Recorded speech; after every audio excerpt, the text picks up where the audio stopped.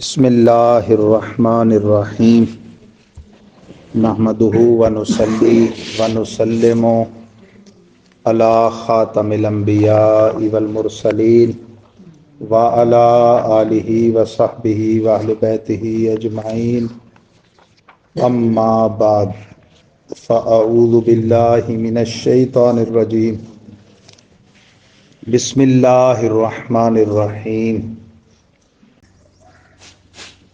فلما ذهبوا به واجمعوا ان يجعلوه في غيابة الجب واوحينا اليه لتنبئنهم بامرهم هذا وهم لا يشعرون وجاءوا اباهم عشاء يبكون قالوا يا ابانا انا ذهبنا نستبق وَتَرَكْنَا يُوسُفَ عِنْدَ مَتَاعِنَا فَأَكَلَهُ الذِّئْبُ وَمَا أَنْتَ بِمُؤْمِنٍ لَنَا وَلَوْ كُنَّا صَادِقِينَ وَجَاءُوا عَلَى قَمِيصِهِ بِدَمٍ كَذِبٍ قَالَ بَلْ سَوَّلَتْ لَكُمْ أَنفُسُكُمْ أَمْرًا فَصَبْرٌ جَمِيلٌ وَاللَّهُ الْمُسْتَعَانُ عَلَى مَا تَصِفُونَ صدق اللہ العظیم وصدق رسولہ النبی الکریم الامین ان اللہ وملائکتہ یصلون علی النبی یا ایہا الذین آمنوا صلوا علیہ وسلموا تسلیما صلی اللہ علی النبی الامی وآلہ صلی اللہ علیہ وسلم صلاۃ و سلاما علیک یا رسول اللہ۔ گرامی قدر حضرات،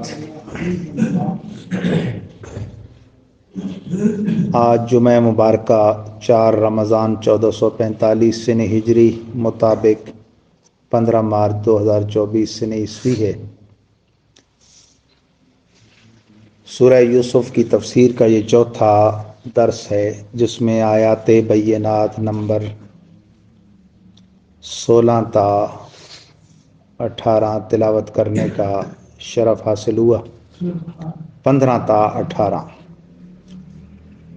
سب سے پہلے ان کا حسب معمول ترجمہ اور پھر مفسرین کرام کی تشریحات کی روشنی میں خلاصہ سماعت فرمائیے۔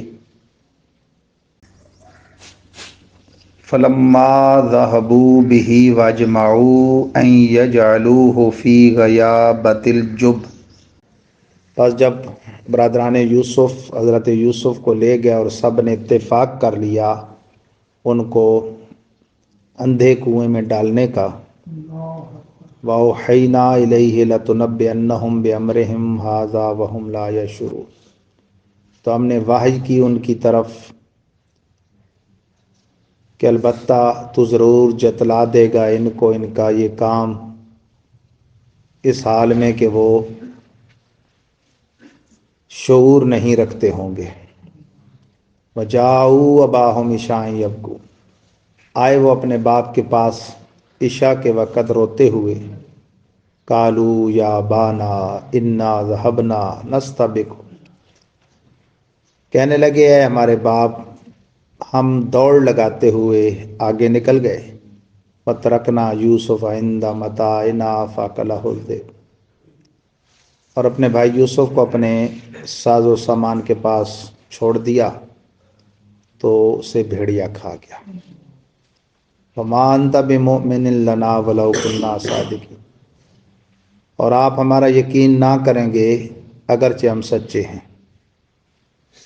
وَجَاءُوا عَلَى قَمِيصِهِ بِدَمٍ كَذِبٍ، اور لائے وہ حضرت یعقوب کے پاس ایک جھوٹے خون والی قمیص۔ قَالَ بَلْ سَوَّلَتْ لَكُمْ أَنفُسُكُمْ أَمْرًا، فرمایا آپ نے کہ بلکہ بات یہ ہے کہ تمہارے دلوں نے ایک بات گھڑ لی۔ فَصَبْرٌ جَمِيلٌ، تو صبر اچھا ہے۔ وَاللَّهُ الْمُسْتَعَانُ عَلَى مَا تَصِفُونَ، اللہ ہی سے مدد طلب کی جاتی ہے اس پر جو تم کہتے ہو۔ جمعہ کے روز روشن کی نیکی علاوہ رمضان کے بھی 70 نیکی کے برابر ہے، اور رمضان شریف میں مطلقاً ہر نیکی 70 نیکیوں کے برابر ہے، اور نفل کا درجہ فرض کے برابر ہے۔ حدیث پاک میں علاوہ رمضان کے بھی جمعہ شریف کے بارے میں ہے کہ جمعہ کا درود پاک خاص طور پہ دربار رسالت میں پیش ہوتا ہے۔ جمعہ کے روز والدین کی جناب میں بھی آدمی کے اعمال پیش ہوتے ہیں، اور جو کوئی خوش نصیب جمعہ کے دن اپنے والدین کی قبروں پہ جائے، اگر وہ فرما برداروں میں نہیں بھی تھا تو قیامت میں اسے فرما برداروں میں شمار کیا جائے گا۔ 15ویں 16ویں پارے میں موجود سورہ کہف جو کوئی جمعہ کے روز پڑھے وہ دجال کے فتنے سے محفوظ رہے گا۔ اسی طرح یہ جو سورہ یوسف جس کا ہمارا درس چل رہا ہے، اس کو بکثرت پڑھنے والے کو اللہ تعالیٰ علم تعبیر سے سرفراز فرماتا ہے، اور جو کوئی حفظ قرآن کرنا چاہے حدیث پاک میں وہ پہلے سورہ یوسف یاد کر لے تو حفظ میں آسانی رہتی ہے۔ یہاں پر مفسرین نے جو تفصیلات بیان فرمائیں، امام آلوسی روح المعانی میں فرماتے ہیں کہ برادران یوسف نے بڑی منتیں ترلے کر کے اور یقین دہانیاں کرا کے حضرت یوسف کو اپنے ساتھ لے جانے کا جب پختہ ارادہ کر لیا تو حضرت یعقوب علیہ السلام نے ان سے حضرت یوسف کی حفاظت کرنے کی قسم لی۔ انہوں نے قسم بھی دے دی، لیکن ان کے دل میں حضرت یوسف کو اپنے والد سے ہمیشہ دور کرنے کا پختہ ارادہ تھا۔ یہوذا نامی بڑے بھائی نے قتل کرنے سے سختی سے منع کیا۔ اب جب وہ نکلے تو باری باری حضرت یوسف کو مارنا شروع کیا۔ جب پہلے ایک بھائی نے آپ کو مارنا پیٹنا شروع کیا تو آپ نے دوسرے بھائی کی طرف احساس دلانے کے لیے اور مدد طلب کرنے کے لیے دیکھا تو اس نے بھی مارنا شروع کر دیا۔ بالآخر ان کی مار پیٹ اس حد تک پہنچ گئی کہ یہوذا کو یہ خطرہ ہوا کہ کہیں آپ کو سرے سے نہ مار دیں، تو اس نے شدید مخالفت کی اور وہ بات یاد کرائی کہ جو انہوں نے یہوذا سے وعدہ کیا تھا کہ وہ آپ کو سرے سے نہیں ماریں گے۔ یہ کنعان کا علاقہ تھا، شام میں یہ جو علاقہ تھا جس میں حضرت یعقوب علیہ السلام جلوہ فروز تھے، تو کنعان کے صحراؤں میں ایک صحرا کے اندر ایک کنویں کی منڈیر پہ آپ کو کھڑا کر دیا اور آپ کی قمیص اتار لی، پھر مار پیٹ کی اور پھر بالآخر دھکا دے کے آپ کو کنویں میں ڈال دیا۔ کنویں میں ایک بھاری پتھر پہ آپ کھڑے ہو گئے، اور اللہ کی شان کہ جیسے ہی آپ اس غیابات جب کا میں نے آپ کو بتایا تھا عربی میں معنی ہے اندھا کنواں، اور اندھا کنواں وہ ہے جو اوپر سے کھلا اور نیچے چلتا جائے تو تنگ ہوتا جائے۔ جیسے ہی حضرت یوسف اس میں پہنچے وہ ہر طرف سے روشن ہو گیا۔ چلتے وقت حضرت یعقوب علیہ السلام نے ایک تبرک قمیص جو نارے نمرود میں جب حضرت ابراہیم کو ڈالا گیا بحکم رب جلیل جناب جبریل امین جنت سے ایک ریشمی قمیص لائے تھے جو حضرت ابراہیم کو پہنا دی گئی تھی، وہ انہوں نے اپنے لخت جگر حضرت اسحاق کو عطا کی جو حضرت یوسف کے دادا ہیں، انہوں نے اپنے لخت جگر حضرت یعقوب کو عطا فرمائی تھی، اور آج چلتے وقت حضرت سیدنا یعقوب نے وہ لپیٹ کے بطور تعویذ حضرت یوسف کے گلے میں ڈال دی تھی، تو اس کی بھی خوب برکات آپ نے حاصل کی۔ اور حضرت سیدنا یوسف جب تک اللہ نے چاہا اس کنویں میں رہے، اللہ تعالیٰ نے آپ کی طرف وحی کی، وَأَوْحَيْنَا إِلَيْهِ۔ یہاں مفسرین نے دو باتیں لکھی کہ یا تو یہاں وحی سے وحی حقیقی مراد ہے کہ اللہ تعالیٰ اس وقت آپ کو کم سنی میں ہی رسالت سے، نبوت سے مشرف فرما چکا تھا، یا پھر اس کا مجازی معنی ہے جس طرح اللہ تعالیٰ نے قرآن پاک میں موسیٰ کے بارے میں فرمایا، وہاں وحی کا لفظ الہام کے لیے ہے، اور شہد کی مکھی کے بارے میں بھی یہ لفظ استعمال ہوا ہے سورہ نحل میں کہ ہم نے اس کو وحی کی، یعنی اللہ تعالیٰ نے اس کو یہ راستے دکھائے ہیں چھتوں کے اندر شہد تیار کرنے کے، مختلف چمن زاروں سے ہو کر وہ جو کچھ رس نکال کے لاتی ہے، اور پھر پہاڑوں میں اپنے چھتے بنانے کے یہ راستے اللہ تعالیٰ نے اس کو دکھائے، تو اس کے لیے لفظ استعمال ہوا ہے دونوں جگہ اوحینا، یہی لفظ اوحینا الیہ، جیسے یہاں ہوا۔ تو وحی کا حقیقی معنی تو وہی ہے جو پیغمبر کی طرف وحی کی جاتی ہے، اور مجازی معنی میں یہ الہام کے معنی میں ہوتا ہے، دل میں بات ڈال دینا۔ تو جیسے موسیٰ کے دل میں جو اللہ نے بات ڈالی، یا شہد کی مکھی کے دل میں جو بات ڈالی، اس کے لیے بھی یہ لفظ استعمال ہوا ہے۔ اس سے پتہ چلا کہ محل بدلنے سے لفظ کا معنی بھی بدل جاتا ہے، اور یہ فرق اگر پیش نظر حقیقت اور مجاز کا نہ رکھا جائے تو مفاہیم قرآن کا سلسلہ چل ہی نہیں سکتا۔ اور یہ فرق جن لوگوں نے پیش نظر نہیں رکھا وہ پھر بد مذہب ہو گئے، وہ اہل اللہ کے دشمن ہو گئے۔ انہوں نے قرآن پاک میں بھی نہ دیکھا کہ اللہ تعالیٰ نے خود ایسے الفاظ جو اس کی ذات کے لیے استعمال ہوئے ہیں وہ اس کے بندوں کے لیے بھی ہوئے ہیں۔ تو اگر وہ لفظ ہی صرف بیان کرنا ممنوع ہوتا، شانوں میں تو ظاہر برابری نہیں ہوتی، اللہ کی صفت ذاتی ہوتی ہے، بندوں کی اس کی عطائی ہوتی ہے، لیکن لفظوں کے اشتراک سے بھی اگر شرک لازم آتا تو پھر خود اللہ تعالیٰ پر اور قرآن پر بہتان باندھو گے معاذ اللہ۔ مثال میں ایک دیتا ہوں آسان سی، کہ اللہ تعالیٰ رؤوف الرحیم ہے، ہر ایک کو پتہ ہے، اور یہی لفظ اللہ نے اپنے حبیب کے لیے بھی سورہ توبہ کی آخری آیت میں بیان کی ہے۔ مشہور آیت کریمہ ہے، لَقَدْ جَاءَكُمْ رَسُولٌ مِّنْ أَنفُسِكُمْ عَزِيزٌ عَلَيْهِ مَا عَنِتُّمْ حَرِيصٌ عَلَيْكُمْ بِالْمُؤْمِنِينَ رَءُوفٌ الرَّحِيمٌ۔ نبی بھی مومنوں پہ رؤوف الرحیم ہے، اور رب بھی مومنوں پہ رؤوف الرحیم ہے۔ اسی طرح اللہ تعالیٰ سورہ بنی اسرائیل پہلی آیت جو مشہور آیت ہے، آیت معراج،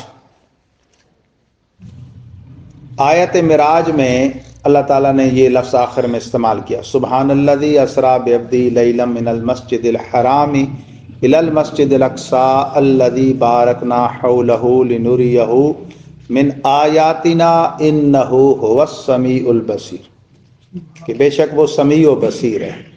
اب یہ کون ہے؟ اللہ۔ اور قرآن میں دوسری جگہ بندے کے لیے فرمایا وَجَعَلْنَاهُ سَمِيعًا بَصِيرًا، ہم نے بندے کو سمیع و بصیر بنایا۔ نبی کی بات نہیں، رسول کی نہیں، رسولوں کے سردار کی نہیں، مطلق انسان، مومن کی بھی نہیں، مومن ہو یا کافر ہو، سمیع بھی ہے، بصیر بھی ہے، سنتا بھی ہے، دیکھتا بھی ہے۔ اب لفظ تو وہی بولا گیا، تو کیا بندہ خدا کے برابر ہو گیا؟ اور پھر یہ خدا نے خود فرمایا ہے۔ تو یہ وہابیہ کی چال بازی ہے، جس طرح رافضی چال بازی دیتے ہیں، جی ہم تو اہل بیت کو اس لیے اچھا اور ان سے پیار کرتے ہیں، اور درجوں والا کہتے ہیں کہ وہ اللہ کے حبیب کے گھر والے ہیں۔ تو ہم کہتے ہیں کہ اصحاب بھی، ہم اپنے اصحاب کی بات نہیں کرتے، ہم اصحاب نبی کی بات کرتے ہیں، وہ بھی اللہ کے حبیب کے صحابہ ہیں۔ اسی طرح یہ جو دھوکہ دیتے ہیں کہ وہ پھر اللہ کے ساتھ اشتراک ہو جائے گا، لفظوں کے اشتراک سے صفتوں کا اشتراک نہیں ہوتا۔ اللہ کا رؤوف الرحیم ہونا ذاتی ہے، اس کے حبیب کا رؤوف الرحیم ہونا اس کی عطا سے ہے۔ اللہ کا سمیع و بصیر ہونا ذاتی ہے اور اس کی کوئی حد نہیں، اور بندوں کا سمیع و بصیر ہونا اس کی عطا سے ہے اور اس کی ایک حد ہے۔ جہاں تک اللہ چاہے گا ہماری سماعت ہوگی، اس سے آگے نہیں ہوگی۔ اللہ چاہے گا تو بصارت ہوگی، ورنہ آنکھیں ہوں، آنکھیں بظاہر رکھتا ہو، سامنے پہاڑ ہو، بیچ میں کوئی چیز بھی نہ ہو، آنکھیں پھاڑ پھاڑ کے دیکھے، ان آنکھوں میں اللہ رویت پیدا نہ کرے تو نہ دیکھے، اور اگر اللہ رویت خاص خصوصی پیدا کر دے تو اندھیری رات ہو، 30 میل کا فاصلہ ہو، سیاہ پتھر ہو، سیاہ رات ہو، سیاہ کیڑی ہو، کلیم خدا حضرت موسیٰ پھر بھی دیکھ لے۔ تو بات تو اللہ تعالیٰ کی عطا پہ ہے۔ اب یہ فرق اگر سمجھنے ہیں تو اردو میں بڑی آسان سی کتاب ہے، حکیم الامت مفسر قرآن حضرت مفتی احمد یار خان نعیمی کی علم القرآن، ہر مسلمان کے گھر میں ہونی چاہیے۔ یہ جتنے دھوکے دیتے ہیں لفظوں کے اشتراک سے کہ جی وہ اللہ بھی مولا تو آپ نے حضور کو بھی مولا کہہ دیا، تو حضرت علی کو بھی مولا کہہ دیا تو بھائی مشرک ہو گئے، جی فوراً فتویٰ لگا دیتے ہیں۔ حالانکہ پیارے حبیب بھرے مجمع میں احد کے میدان میں منبر لگا کے احد کے شہیدوں کے پاس سرکار نے اعلان فرمایا ایک تو میں اپنا حوض جو میدان معاشر میں مجھے ملے گا جس سے میں نے جام بانٹنے ہیں وہ بھی دیکھ رہا ہوں، اور دوسرا سرکار نے فرمایا کہ اے میری امت، خدا کی قسم مجھے تم پر یہ خوف نہیں کہ تم میرے بعد شرک کرنے لگو گے، ہاں دنیا کی محبت میں کھو جاؤ گے۔ تو دین لانے والوں کو خطرہ نہیں ہے، اور یہ دین کے ٹھیکیداروں کو بڑا خطرہ ہے بھائی کہ مسلمان شرک کر رہے ہیں۔ جی انہیں ہر جگہ شرک نظر آتا ہے، مسلمان مشرک نظر آتے ہیں، جو ہندو وغیرہ حقیقی مشرک ہیں انہیں مسلمان کرتے ہوئے یہ نظر نہیں آئیں گے آپ کو، مسلمانوں کو جگہ جگہ یہ مشرک اور کافر بناتے نظر آئیں گے۔ تو بہرحال یہ بات چلی لفظوں کے اشتراک سے معنی کا اشتراک ضروری نہیں ہوتا، تو وحی سے یہ بات چلی کہ وحی کا حقیقی معنی اور ہے اور مجازی معنی الہام ہے، دل میں بات ڈالنا۔ جب اسی کی اضافت پیغمبر کی طرف ہوگی تو پھر یہ حقیقی معنی پر ہوگی، اور جب غیر پیغمبر کی طرف ہوگی جیسے موسیٰ یا شہد کی مکھی کی طرف آئی نسبت، یا یہاں اگر یہ حضرت یوسف کی رسالت عطا ہونے سے پہلے کی بات ہے تو پھر الہام کے معنی میں ہے، اور اگر اس وقت اللہ نے رسالت جیسے جمہور مفسرین کہتے ہیں اس سے سرفراز فرمائے جا چکے تھے تو پھر حقیقی معنی میں۔ تو فرمایا کہ یہ جب آپ کو ہم بتا دیں گے تو آپ بھی پھر انہیں جتلا دیں گے اور انہیں شعور نہیں ہوگا، وہ پھر تخت مصر پر وہ واقعہ پیش آئے گا کہ آپ پہچان لیں گے اور بھائی آپ کو نہیں پہچان سکیں گے۔ ان کے تو تصور میں بھی نہیں ہوگا نا کہ سال ہا سال پہلے ڈالا ہوا کنویں میں ڈالا ہوا وہ بظاہر وہ اتنی یعنی پستی میں ڈالا ہوا آج مصر کی اتنی بلندی پہ سرفراز ہوگا۔ تخت مصر پہ آپ وہاں اس وقت شاہ مصر بن کر جلوہ فروز تھے جب وہ آپ کے پاس آئیں گے۔ تو اب یہ معاملہ انہوں نے کیا کہ بالآخر جب آپ کو وہ ڈال دیا، بظاہر گھر بھی انہوں نے لوٹنا تھا اور جواب دہ بھی ہونا تھا، تو پھر انہوں نے ایک ناٹک کیا، وَجَاءُوا أَبَاهُمْ عِشَاءً يَبْكُونَ، رات کے اندھیرے میں عشاء کے وقت روتے ہوئے آئے، کہ اس میں ان کے لیے بات بظاہر تھوڑی وزنی یوں انہیں نظر آ رہی تھی کہ ایک تو رات کے اندھیرے میں جھوٹ موٹ کے آنسوؤں کا وہ اثر نظر نہیں آئے گا جو دن کے اجالے میں آئے گا، دوسرا دن کے اجالے میں ہو سکتا ہے کہ فوراً وہ ڈھونڈنے نکل پڑیں، رات کی بات رات میں رہ جائے گی تو کئی اگلے دن تک جو ہے وہ ویسی کوئی یا تو وہاں سے نکال کے لے جائے گا دور دراز کوئی قافلے والے یا کوئی درندہ یا کوئی چیز وہ جو ہے وہ کھا جائے گی معاذ اللہ۔ تو یہ سوچ کر وہ رات کو آئے روتے ہوئے، کہنے لگے کہ اے ہمارے بابا جان، ہم دوڑ لگاتے ہوئے آگے نکل گئے، مسابقت کرتے ہوئے، इस्ताबका यस्ताबिको का माना होता है मुसाबकत करना, एक दूसरे से बढ़ने की कोशिश करना। और ये कदीम ज़माने से चला आ रहा है। हमारे आका सल्लल्लाहु अलैहि वसल्लम के ज़माने में भी इसका सबूत है। अहद जहलियत में लोग और तरह से करते थे, जुआ वगैरह लगाकर, और अब फिर पढ़े लिखे लोग अहद जहलियत की यादें ताज़ा करने लग गए। जो अपने आप को पढ़ा लिखा कहते हैं, लिखे पढ़े लोग जी, कभी वो लकी कमेटी की सूरत में उल्टे काम करेंगे, कभी वो पर्चियां खरीद कर जुआ खेलेंगे, कभी कौन सी सूरत में, कभी कौन सी सूरत में। हाँ, अलबत्ता हुकूमती जो प्राइज बांड होते हैं, याद रखें शरन इनका इनाम जायज़ है, इनकी खरीदो फरोख्त भी जायज़ है कि जिस कीमत पे खरीदे जाते हैं मेनवान उसी पर वो लौट जाते हैं, और उनका जो इनाम होता है वो अलग से हुकूमत की जानिब से बतौर इनाम जारी होता है। जैसे दो बंदे अगर मुसाबकत करें, बंदे करें या घोड़ों की कराएं या किसी भी चीज़ की, तो बाहम कोई शर्त ना बांधें। तीसरा बंदा कह दे भाई जो तुम में से जीतेगा मैं उसको बतौर इनाम ये चीज़ दूंगा, इसमें कोई हर्ज नहीं है। लेकिन बाहम वो शर्त बांधते हैं कि जीतने वाले को हारने वाला ये चीज़ देगा, ये मना है, इसको जुआ कहा गया। और जुए का माने अरबी में जुए को कहते हैं किमार, और किमार कमर से माखूज है। कमर कहते हैं चांद को, माखूज और मुश्तक में थोड़ा सा फ़र्क होता है। मुश्तक होता है वो चीज़ जो सरफी कैदे के मुताबिक कोई इसम या फेल मस्तर से निकाला जाए, और माखूज ये है कि बग़ैर कैद सरफी के वैसे किसी चीज़ को किसी से बना लिया जाए। किमार कमर से बना है, और कमर है चांद। इस तरह चांद में घटना बढ़ना होता है ना, और कभी बिल्कुल तारीखें आखिरी आती हैं तो गायब हो जाता है। ये किमार में भी यही मामला है, पैसा कभी घट गया, कभी बढ़ गया, और कभी बिल्कुल जाता रहा। बल्कि जब तक बिल्कुल जाता ना रहे तो ये गेम ख़त्म ही नहीं होती। तो इसकी बाकायदा शराब नोशी और बुत परस्ती के साथ कुरान में मजम्मत आई है। इन्नमल खमरो वल मैसिरो वल अंसाबो वल अज़लामु रिज्सुम मिन अमलि शैतान फज्तनिबूहु लअल्लकुम तुफ्लिहून। बेशक शराब नोशी, जुआबाजी, बुत परस्ती, तीरंदाजी ये नापाक अमले शैतानी है, इनसे बचो ताकि तुम फलाह पा जाओ। तो शराब नोशी, हदीस पाक में यहाँ तक फरमाया कि अल खमरो उम्मुल खबाइस, शराब नोशी तमाम बुराइयों की जड़ है। और यहाँ तक सहाबा इकराम इससे नफरत करते थे। जब ममानियत आ गई तो फरमाया हज़रत मौला अली ने कि जहाँ एक कतरा गिरे और फिर वहाँ से पूरा दरिया बह जाए, फिर वहाँ मनारा बनाया जाए, उस पर मुअज्जिन अजान दे तो मैं उसको इजाज़त नहीं दूंगा। वहाँ घास होगी और मैं अपने घोड़े को वो घास नहीं खाऊंगा। इस कदर फिर वो जब ममानियत आई तो मदीना मुनव्वरा की गलियों में ऐसे लगता था सैलाब आ गया, यूं लोगों ने बहा दी, मटके तोड़ दिए फौरन। और जुआबाजी में फिर ये अंसाब तो बुत परस्ती को कहते हैं। अज़लाम जो लफ्ज़ आया है वो यूं करते थे, 10 आदमी मिलके बराबर कीमत का खरीदा हुआ ऊंट, उसको क्या करते, ज़बा करते। उसूली तौर पे तो 10 बंदों की जब बराबर उसमें कीमत डाली हुई है तो उसका गोश्त भी बराबर है सबके लिए।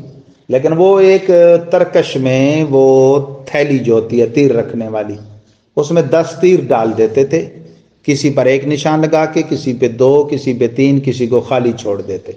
अंदाजे से हाथ मार के एक एक निकालना है। जिसका एक निशान लगा हुआ निकल आया, गोश्त का एक हिस्सा उसका, जिसके 2 उसके 2, जिसके 3 उसके 3, जिसका खाली उसका खाली, हालांकि पैसे उसके भी बराबर मिले थे। ये एक जुए की उनमें किस्म थी। बिल्कुल इसी तरह की किस्में अब मुख्तलिफ लक्की कमेटियों और इस तरह के नामों से लोगों ने आम कर दी हैं।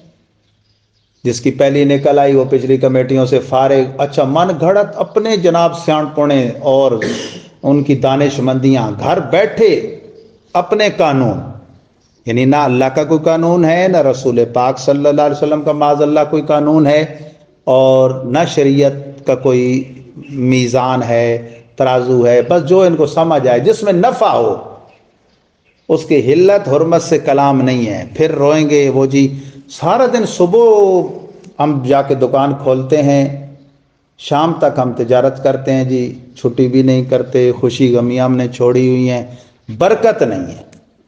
हराम में बरकत होती है? حرام میں برکت ہوتی تو معاشرے میں بکریاں کم ہوتی، کتے زیادہ ہوتے. کتیا جتنے بچے جنتی ہے، بکریاں اتنے بچے نہیں جنتی. اور کتے کھاتا کوئی نہیں ذبح کر کر کے، اور بکریاں ذبح کر کر کے کھائی جاتی ہیں. پھر بھی کتوں کی تعداد کم ہے، بکریوں کی تعداد زیادہ ہے. یہ دانش مندانہ اشارہ کافی ہے، عقل مند اس سے سمجھ سکتے ہیں کہ برکت کس میں ہوتی ہے. تو نماز بھی نہیں پڑھتے، دکان نماز کے لیے بند نہیں ہوتی، اور پھر کہتے ہیں کہ جی پتہ نہیں کیا گناہ ہو گیا. یعنی نماز نہ پڑھنا کوئی گناہ نہیں ہے. تعویذ دیں جی نماز پڑھتے ہیں، نہیں جی جھوٹ نہیں بولیں گے، نماز تو نہیں پڑھتے. اچھا جھوٹ بولنا گناہ ہے اور نماز نہ پڑھنا گناہ نہیں ہے. روزہ رکھتے ہیں جی؟ نہیں جی روزہ تو نہیں رکھتے، جھوٹ نہیں بولیں گے. بڑے حاجی صاحب ہیں بھائی، جھوٹ نہیں بولتے جی. روزہ نہ رکھنا گناہ کوئی نہیں. تو تعویذ پہ ایمان ہے اور نماز پہ ایمان نہیں ہے. یہ بھی بڑی سوچنے کی بات ہے. بہرحال یہ بات آگے نکل گئی کہ وہ سبقت مسابقت ان میں بھی تھی. اب بھی جائز ہے لیکن اب ضرورت نہیں. گھوڑوں کی، جانوروں کی مسابقت کا اس وقت نیت جہاد ہوتا تھا کہ جہاد میں کام آنے والے یہ آلات تھے. اب تو یہ جہادی آلات ہیں نہیں. اب اگر مسابقت کسی نے کرنی ہے تو جو آلات جدیدہ ہیں ان کے استعمال میں کی جائے. لیکن ہمارے ملک میں بلکہ پورے روئے زمین کے اسلامی ممالک میں بطور جہاد تو ان کے استعمال کی اجازت ہی نہیں ہے حکومتوں کی طرف سے. یہ غوری ہے، فلاں ہے، فلاں ہے، یہ کیوں بنائے ہوئے ہیں لوگوں کا اتنا پیسہ برباد کر کے؟ دیکھا جائے تو یہ صرف 23 مارچ یوم قرارداد پاکستان وغیرہ پر شومنٹیاں کرنے کے لیے، ہم تو آج تک یہی سمجھیں کہ ہماری حکومتوں نے صرف یہ اس لیے بنائے ہوئے ہیں. اس وقت فلسطین کے نہتے مظلوم مسلمانوں، مرد و زن، پیر و جوان کے ساتھ جو ظلم ہو رہا ہے اس پر پوری دنیا کے عالم اسلام کے حکمرانوں کا سکوت کل قیامت کے لیے ان کے لیے بہت سخت وبال جان بنے گا. اتنا بڑا وبال جان بنے گا جس کا یہ تصور بھی نہیں کر سکتے. ان مظلوم نہتے مسلمانوں کا ہاتھ ہوگا اور ان کے گریبان ہوں گے. ہمارے پاس تو انہوں نے دعا کے سوا کوئی چارہ کار ہی نہیں چھوڑا نا. لیکن جو فورسز ہیں جو بنائی اس لیے گئی ہیں افواج، کہ وہ بنائی اس لیے گئی ہیں جہاد کے لیے، اور ان کا کام کیا ہے؟ یعنی ان میں اور ہمارے عام لوگوں میں جو ہم نہتے ہیں، ان مسلح افواج اور ہم نہتوں میں اگر فرق ہی نہ ہو تو پھر ان کا مقصد کیا ہے؟ آج تک ہم پیدا ہوئے ہیں، اب 48ویں سال میں داخل ہو گیا ہوں، ایک جملہ ہم سنتے ہیں جی پاک فوج کے بارے میں کہ یہ پہلا نمبر. جی کس چیز میں پہلا نمبر بھائی؟ بے غیرتی میں، بے حیائی میں. ہر 5 سال بعد ملک پر کرپٹ قسم کے حاکم کو نافذ کرنے میں. اس کے علاوہ ہم تو کچھ مطلب نہیں سمجھے اس کا. دنیا کی تمام عیاشیاں، دنیا کی تمام بدماشیاں ان جرنیلوں کرنیلوں میں ہوتی ہیں، اور جو بھی ہمارے اوپر ظالم مسلط کرتے ہیں وہ انہی کا پٹھو ہوتا ہے. اور خود یہ کس کے پٹھو ہیں پھر یہ آپ خود اندازہ کر لیں. جو فوج میں ہیں بے شک آپ ان سے کبھی پوچھ لیں، ان کے سامنے قرآن پاک رکھیں اور ان سے پوچھیں کہ یہ ہمارے اوپر جو ظالم مسلط ہوتا ہے اور جو کچھ وہ کرتا ہے، یعنی پہلے وہ حلف نامہ کچھ دیتا ہے اور پھر کرتا کچھ ہے، یہ کون کرواتا ہے اس سے؟ بند کمرے میں آپ پوچھیں، ویسے تو وہ بتائے گا نہیں ڈر سے جو ملازم ہوگا. بند کمرے میں اس کے سامنے قرآن پاک رکھیں تو وہ کہے گا ہماری آرمی کرواتی ہے. اور ہم جو دعائیں کرتے ہیں، میں نے ایک عالم سے بند کمرے میں پوچھا، انہوں نے کہا جی میں نے تو چھوڑ دی ہے، آرمی کے لیے دعا کرنا چھوڑ دی ہے، اور اب کوئی اگر کرتا ہے تو ڈنڈے کی وجہ سے کرتا ہے، ڈنڈے کے ڈر سے. یا پھر وہ اس نظریے سے کرتا ہے کہ جو سرحدوں پر واقعتاً شہید ہوتے ہیں وہ ہمارے بھائی برادر ہیں، ان نوجوانوں کا کوئی قصور نہیں ہے، ان نوجوانوں کا کوئی قصور نہیں ہے، ان کے حق میں ہم دعا کرتے ہیں. تو مسابقت یہ مسلمانوں کی تو یہی کھیلیں تھیں. تیراکی ہے، تیر اندازی ہے، گھوڑ سواری ہے. مقصد کیا ہوتا تھا ان کے پیچھے؟ بدن کی پھرتی اور جہاد کی تیاری.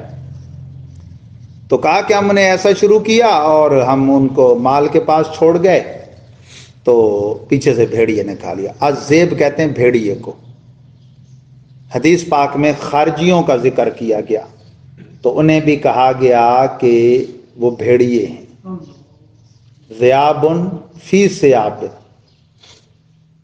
کپڑے پہنے بھیڑیے، منہ پہ اسلام اور دل میں اسلام کا کوئی اثر نہیں. بات بات پر مسلمانوں کو مشرک کہیں گے، ولیوں کے ماننے والوں کو مشرک کہیں گے، نبیوں کی عظمت کا بیان کرنے والوں کو مشرک کہیں گے. باقاعدہ حدیث میں ان کے لیے لفظ آئے ہیں ذیابن فی سیاب، کپڑے پہنے بھیڑیے. اعلیٰ حضرت کہتے ہیں ذیابن فی سیاب، لب پہ کلمہ دل میں گستاخی. سلام اسلام ملحد کو کہ تسلیم زبانی ہے. اس بے دین کے اسلام کو دور سے ہی سلام، وہ جو کہتے ہیں نا ترک کلام والا سلام، کہ اس کی تسلیم یعنی ماننا صرف منہ سے، حقیقت میں نہیں مانتا یہ. تو وما انت بمؤمن لنا ولو كنا صادقین. اچھا جھوٹا بندہ میں نے کہا تھا نا کل بھی کہ پہلے سے ہی قسمیں کھانا شروع کر دیتے، کہتے ہیں ہم بھلے سچے ہو آپ نہیں مانیں گے. ابھی انہوں نے رد نہیں کیا، پہلے ہی کہنے لگے آپ نہیں مانیں گے جی. تو پھر ایک جھوٹی قمیض بھی لے آئے، جاؤ علی قمیص، انہوں نے ایک وہ بکری کو ذبح کیا، حضرت یوسف کی جو قمیص اتاری تھی اس کے خون میں رنگا اور وہ بھی لے آئے. اور دروغ گورا حافظہ نباشت، فارسی والے کہتے ہیں جو دھوکے باز ہوتا ہے اس کا حافظہ نہیں رہتا. وہ یہ بھول گئے کہ بھائی اس کو کم از کم پھاڑ تو دیتے جگہ جگہ سے.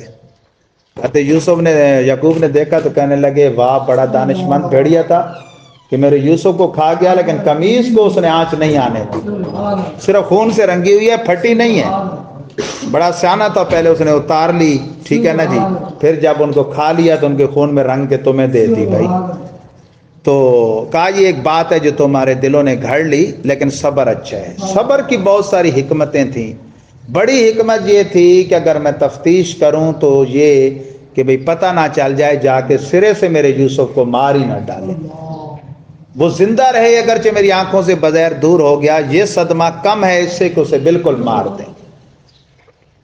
آپ نے نبوت کی نظر سے جانچ لیا تھا، بلکہ آپ نے تو پہلے کہہ دیا تھا کہ فاخاف یاکل الذئب، میں ڈرتا ہوں کہ اسے بھیڑیا نہ کھا جائے. اب یہاں میں آخری وہ ایک بات کرتا ہوں، یہ بابے جو ہوتے ہیں نا انہیں نہ خوف خدا ہوتا ہے نہ شرم نبی. بعض بابے جیسے میں نے مثال دی تھی چوکوں چوراہوں پہ بیٹھ کے معاذ اللہ کہہ دیتے ہیں، حضرت آدم پر تنقید کرتے ہیں کہ دانا نہ کھاتے تو جی ہمیں یہ دن نہ دیکھنے پڑتے. تو پھر جواب بھی ایک مجذوب بابے نے صحیح دیا نا، میں نے کل بتایا تھا. انہوں نے کہا کہ سب ہم ان کی چونکہ اولاد ہیں تو اللہ نے خلیفہ تو بنانا تھا ان کو زمین میں، تو زمین میں بھیجا کہ جو خبیث ہیں نا ان کی پشت میں، تم جیسے ان کو ادھر چھوڑ آئے اور وہ تو پھر جنت میں چلے گئے. اب انہوں نے ایک بات گھڑی ہوئی ہے وہ 14ویں صدی اور مولویوں والی. میں نے زمانہ طالب علمی میں پہلی دفعہ یہ سوال کر دیا. یہ بات سنی ہوئی ہے نا آپ نے، بابے کہتے ہیں جی وہ بھیڑیے نے کہا کہ اگر میں نے کھایا ہو تو 14ویں صدی کے مولویوں کے ساتھ اللہ میرا حشر کرے. میں نے استاد شاہ صاحب کے بلا پیر عصمت اللہ شاہ صاحب رحمۃ اللہ علیہ سے سکندرآباد میں پڑھتے ہوئے یہ سوال کیا. اس ٹائم ہم آخری کتابوں میں تھے تو عربی کی سوجھ بوجھ تھی. مجھے فرماتے ہیں کہ یہ سامنے تفسیر قرطبی اٹھاؤ، اس میں خود پڑھو. میں نے وہ پڑھا، مجھے آج بھی وہ نقش و نگار، اور آج میں نے صبح تازہ بھی پڑھا ہے. تفسیر قرطبی میں اس مقام پر جو بات لکھی ہے وہ سن لیں. پہلی بات تو ہے کہ استاد شاہ صاحب فرماتے تھے ہم تو ہیں 15ویں صدی والے، یہ 14ویں پہ رکے ہوئے ہیں بابے، ان کی دنیا ختم ہو گئی ہے 14ویں صدی پہ. اب لگا ہوا ہے 1445 ہجری، یعنی 14 صدیاں بیت گئیں، 15ویں صدی کا 45واں سال چل رہا ہے، اور اس کا یہ 9واں مہینہ، رمضان 9واں مہینہ ہوتا ہے. تو شوال 10واں ہے، پھر آگے ذوالقعدہ 11واں اور ذوالحجہ پہ ختم ہو جاتا ہے سال، 1446 لگ جائے گا. تو فرماتے ہیں اگر ثابت ہوتی یہ بات تو پھر ہم اس کی یہ تعبیر کرتے کہ یہ جو گستاخوں کے بڑے بڑے سردار ہمارے برے صغیر میں بھی پیدا ہوئے ہیں اعلیٰ حضرت کے زمانے میں 14ویں صدی میں، تو وہ مراد ہو سکتے تھے. لیکن یہ بات ثابت ہی نہیں. جو ثابت ہے وہ بڑی دلچسپ بات ہے، وہ یہ ہے کہ وہ ایک بھیڑیے کو لے آئے. حضرت یوسف یعقوب علیہ السلام نے اللہ سے دعا کی، اللہ نے اسے بولنے کی قوت دے دی. آپ نے بالکل اس کے رخسار کے ساتھ رخسار ملا کے پوچھا اے بھیڑیے تم نے میرے یوسف کو کھایا؟ وہ کہنے لگا کہ اللہ تعالیٰ نے، میں ایک مسافر بھیڑیا ہوں، اپنے بھائی کی تلاش میں یہاں آیا ہوں، وہ گم ہو گیا۔ اللہ نے ہم درندوں پر نبیوں کے جسموں کا کھانا اس طرح حرام کر دیا ہے جس طرح اللہ نے زمین پر نبیوں کے جسموں کا کھانا حرام کیا۔ اور پھر وہ چلتے ہوئے یہ کہتے ہوئے چل پڑا کہ میں اللہ سے پناہ مانگتا ہوں اس زمین میں ٹھہرنے سے جس میں پیغمبر کے بیٹے جھوٹ بولتے ہیں۔ تو حضرت یعقوب نے بڑے جلال سے اپنے بیٹوں کو کہا کہ تمہیں شرم آنی چاہیے کہ یہ درندہ ہو کر اپنے بھائی کی تلاش میں مارا مارا پھر رہے اور تم بندے ہو کر اپنے بھائی کو مجھ سے دور لے کر گم کر کے آ گئے۔ اللہ تعالی ہم سب کو اپنے پاک کلام کا فہم نصیب فرمائے، سمجھ بوجھ عطا فرمائے، افواج پاکستان سمیت عالم اسلام کی افواج کو اور حکمرانوں کو، مظلوم نہتے کشمیری مسلمانوں اور مظلوم نہتے فلسطینی مسلمانوں کی مدد کرنے کی توفیق عطا فرمائے۔ جزا اللہ عنا سیدنا مولانا محمد صلی اللہ علیہ وسلم۔ ربنا آتنا فی الدنیا حسنہ وفی الآخرۃ حسنہ وقنا عذاب النار۔ پروردگار عالم جمعہ کے روز روشن ہمیں بکثرت تلاوت قرآن مجید کرنے، بکثرت درود و سلام پڑھنے، اپنے والدین کی قبروں پہ حاضری دینے اور جمعہ کے وہ اعمال مخصوصہ جن کی تیرے حبیب کی زبان حق کے ترجمان سے خصوصی فضیلتیں آئی ہیں وہ اپنانے کی توفیق عطا فرمائے۔ صلی اللہ تعالی علی حبیبی سیدنا مولانا محمد وآلہ وسلم۔